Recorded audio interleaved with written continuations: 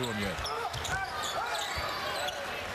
Carter wide open backside. Missed it. Ball out of bounds, Hawaii basketball. Marquise continues to struggle from the three-point line this season, but he'll get it going. Yeah, he will. But I like that offensive set. He swung the ball 3 times, forced that Hawaii defense to shift. He ended up getting a great look on the far side. He'll take that every possession. 5-second call there.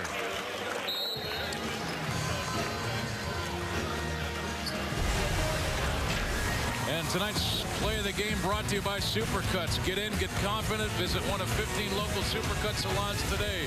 Supercuts, proud partner of the Zags. Marquise Carter. We'll be right back.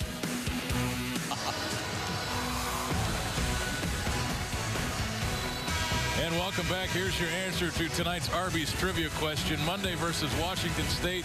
Rob Sacre and Elias Harris became the first Zag duo to record a double-double in the same game since what other Zag duo?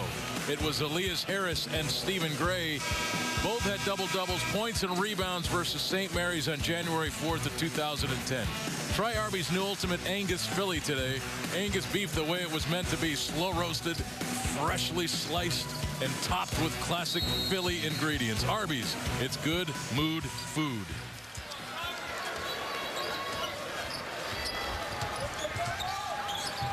Pangos.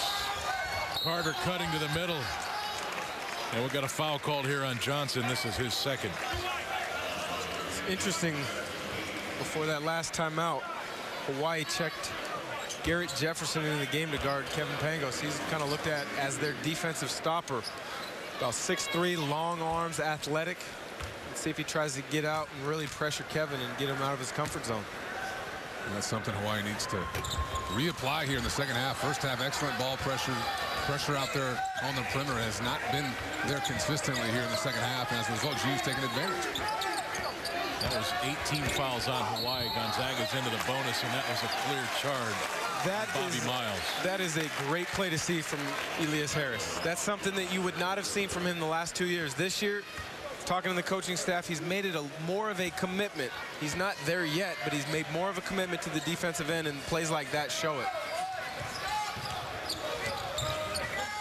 Sacre out near the three-point line. There's Carter. And now a whistle away from the ball. And we got a 1-and-1 free throw coming. Foul called on Garrett Jefferson. Jefferson picks up, I believe, his third personal foul. It should be double bonus. This is where Gonzaga's size with the front line, wearing teams down, getting them into foul pressure situations early, pays off down the road. 7.5 minutes in the game, Gonzaga's in the double bonus, and it wasn't a big guy committing a foul. It was a guard away from the ball. It was double bonus. They just updated the stat machine that I'm looking at here. It was 18 a minute ago. So that was the 10th team foul. Nice job, Richard Fox. I'm here for you, buddy. I'm here for you. Have you seen the size of that head? It's full of brain, ladies and gentlemen, full of brain. Thank you. Thank you, Greg. Well, I'd be proud of it, Richard. I would be very proud of it. Here's Johnson. That's a deep three. Again, you let him get his feet set. Don't run him off the line with the dribble. He's going to create shots and make shots. Ball kicked by Miles. Possession stays with GU with 30 seconds on the shot clock, and Gary Bell Jr. checking in for Marquise Carter. The frustrating thing with that last shot there by Zane Johnson is Gonzaga's at the point where you put together 2 or 3 stops in a row, get 1 or 2 buckets in that stretch, you got a double-figure ball game, and you're looking to close the game out early. They have not been able to do it yet. Sacre fighting his way in, and a chance for 3. And you talked about it before possessions go, Dan. Foul pressure on the year through this at this point in the game. 82 fouls called against GU's opponents, only 39 for Gonzaga. You know, part of that's playing at home, but the reality is GU's done a nice job all year of playing defense without fouling, which is awfully tough for a lot of teams to do, particularly against teams like Gonzaga that are so physical. And on the flip side, GU's done an excellent job of continually putting foul pressure on their opponents. What is that, the first miss in 19 free throw attempts for Rob somebody Sacre? Get that guy in the gym. 5 of 6. Work on it, would you, Rob? There's Johnson driving, little hanger, and Harris clears it. Pangos. Bell. Boy, did he go up to get that pass. Stockton reverse. May have been deflected. Miles with his head up. There's Johnson over Stockton. That was short. Again, make him put that ball on the floor, and he's not as efficient of a shooter. Here's Bell, wide open, 3-ball. Dead on, but long. GU getting good looks, though.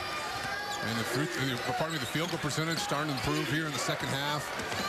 Just methodical offensively, swinging the ball and finding quality looks, breaking down this Hawaii defense. Joaquin squares and shoots over Sacre. That was short. And Stockton lost the ball out of bounds. If you're Gonzaga, you love that offensive possession for Hawaii.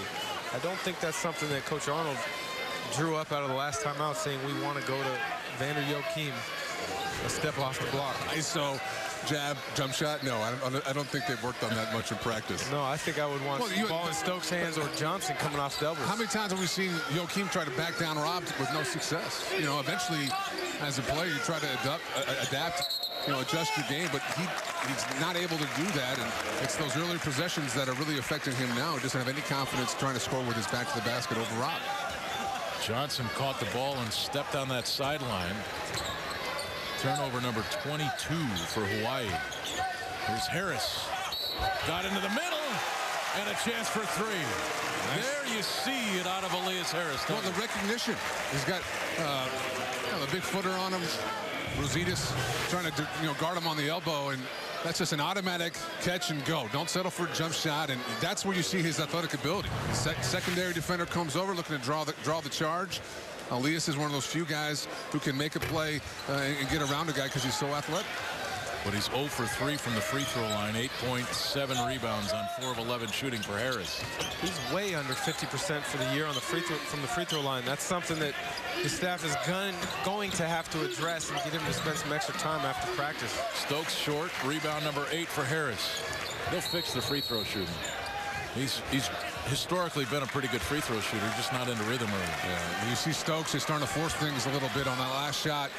We had Johnson open in the corners. I think we have a flagrant foul call. He's tired of banging with Rob. Wants to get away from him. Vander Joachim. Joaquim's a nice player. Last year, led his team in rebounds, had 8 double-doubles. This is a kid that's going to have a great career for Hawaii, but you don't play against a guy like Rob Sacre every night. And he just fouled out of the game. He's not too happy out there either. He's not happy at all. But this is a great chance right now for Gonzaga's young guards to learn how to close out a game. You're up 10, 5 minutes left on the road. Granted, it's a neutral site. Their opponent is starting to get a little chippy. They're starting to get a little emotional. Let's see how you handle the situation and how it plays out. Well, this is big for them down the road. This is how young teams grow. And I'm sure the coaching staff is telling these guys, hey, let's keep attacking, stay aggressive, let's be smart. I mean, this is where a veteran team, like you said, Dan, looks at the clock, sees the score, and says, all right, the next 2 minutes are critical. Let's ratchet it up defensively, let's get some easy looks and put these guys away. A young team sometimes will relax, while a veteran team will actually ratchet things up a little bit. And that's part of the growing process for a young team. Sacre missing 2 of his last 3 free throws now. 6 of 8 for the game, 14 points. And we've got an 11-point Gonzaga lead. Hawaii goes into a zone. Let's see if Gonzaga can find those openings like they did against Washington State. There's Bell into the paint. Lost the handle. Wiseman picks it up for Hawaii. That's the handle, but it was the right idea. Attack that zone, dribble penetration, get the ball into the middle. Good things will happen when the zone collapses. Miles trying to get by Stockton, hands off to Johnson, who drives, skips into the corner. 15 on the shot clock. Shaquille Stokes with it. Wiseman to the big fella who missed the dunk. Rositas. He's 7 feet tall. And now a foul called inside on Davis Rositas. And that's a backbreaker if you're Hawaii. You get that bucket, you get back defensively, you get unstopped, all of a sudden you're back in this ball game. But you can't miss these chippies. It would be a 9-point game. Miss the dunk, go down, create a foul that really is not necessary. And you're fouling an 80% free throw shooter. Good chance you're going to be down 13 now. And Rob Sacre back at the free throw line, a career 82% free throw shooter. That is very impressive for a big guy to shoot in the 80s. Especially given the fact he shoots such a high volume of free throws. It's not like the kid's shooting 33 of 38 over the course of the season. He's getting to the line and shooting a ton of shots. They're looking for blood on someone's elbow. They're looking at Rob Sacre. Well, we've talked about how Gonzaga does such a great job of putting foul pressure on teams. And that gets them to the free throw line. Well, the foul situation tonight is, with 4.5 minutes left, Gonzaga's only committed 4 fouls in the second half, 9 total fouls for the game. Hawaii has committed 25 fouls. And I'm sure they're not going to be happy with all those calls, but the reality is that differential is accurate and just shows the different styles of these ball clubs. And that's where, and I'm a big proponent of size up front. You're not just having quality post players, but that size wears teams down. It just does. And you see that. You bring a guy in Sam Dower off the bench at 6'10", 245, 250 to replace a guy Rob at 7 foot 270. You don't get a break out there up front if you're an opponent. Bell knocks it away from Johnson. That went off of Johnson's head. And now another technical foul called on Gib Arnold, and that means he's going to the locker room. And now Arnold really upset. I have to admit, some of these whistles have been awfully quick. There was a warning given to the bench, and then a technical foul on Arnold, and now the second one, and all were pretty quick. He obviously said something. The official was standing right next to him. Well, he's been working these officials hard all night. That entire bench is pretty vocal, and I think he's looking for a foul here. Thinks Johnson right there gets hit. That's a good defensive play by Gary Bell. A lot of times coaches early in a game may get a technical foul on purpose to get the team going, to get them feeling like, hey, our coach is supporting us. He's going to fight for us on the sideline in talking to these refs. That one didn't look that way. Looks like he just frustrated, may have said something to the ref, and these refs have. He said the wrong word. The wrong word. Yeah, I'll tell you what, officials... That's my point. Isn't that kind of quick to throw a coach out the wrong word? I disagree in this one sense. These guys this is a tough job. I mean, we talked about it off the air at half. It's about as tough a job as there is in sports being an official. And a lot of officials, good officials, will put up with just about anything.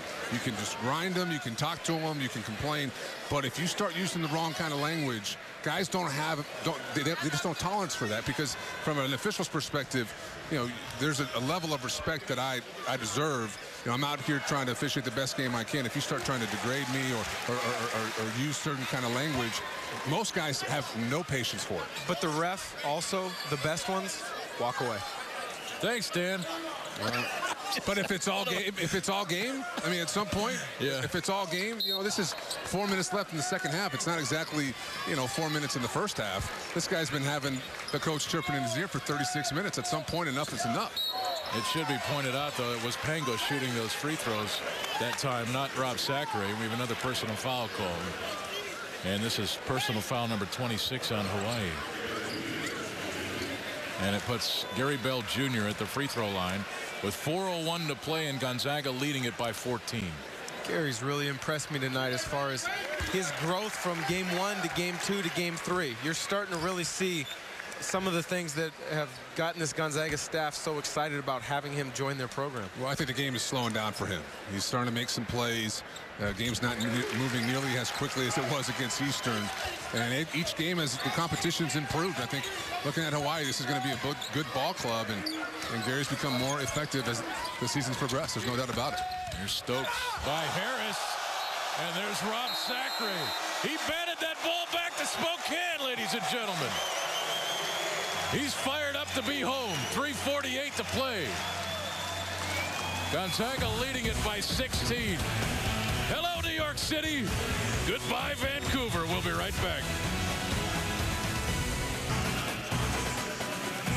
This portion